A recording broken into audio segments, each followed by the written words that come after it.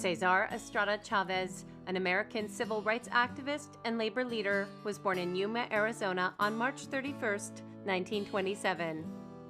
The Chavez family lost their Arizona homestead in the Great Depression, and in the late 1930s moved to Northern California. Cesar and his family became migrant farm workers thrust into the industrialized agriculture of California. Cesar dropped out of school after the 8th grade to help support his family by working in the fields. Cesar joined the Navy right after World War II, and he saw places he never would have seen, so it did open his eyes up to the world very much. After the Navy, Chavez returned to the fields and became a grassroots organizer for a Latino civil rights group. He then left the group and formed the National Farm Workers Association, now known as the United Farm Workers of America, with the goal of unionizing farm workers. Cesar believed that the movement he founded had to be more than just a union that was solely concerned with improving wages, hours, and working conditions, although the UFW certainly did that. But it also needed to address the crippling dilemmas that farm workers face in the community after they came home from work.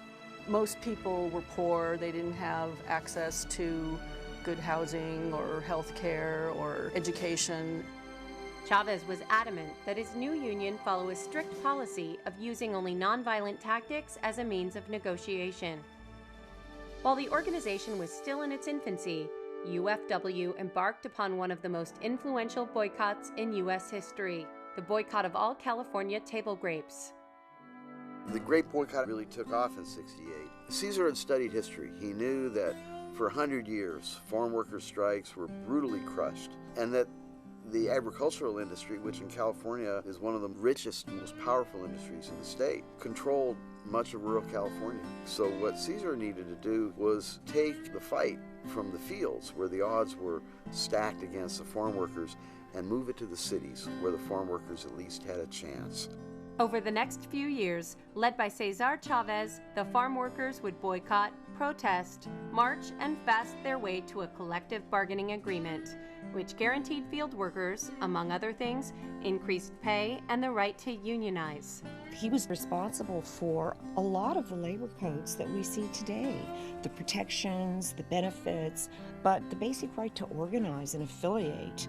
As the head of the United Farm Workers of America, labor rights was not the only cause championed by Chavez. Cesar's commitment to social justice went far beyond the farm workers. In the 1960s, he was a strong and vocal opponent of the Vietnam War. In the 1970s, Cesar was an early and vocal supporter of gay rights. Also not a popular position, especially at that time, among his own constituency. Cesar Chavez died in his sleep on April 23, 1993. He was survived by his wife Helen, their 8 children, and 31 grandchildren. In 1994, he was posthumously awarded the Presidential Medal of Freedom by President Bill Clinton. In 1975, there was a reporter with a national news magazine following Cesar around for several days, rallies, marches, picket lines. And in an interview, she asked him what accounts for all the affection and respect that farm workers show you in public. And Cesar paused for a moment, and then he smiled his easy smile, and he said, "The feeling is mutual."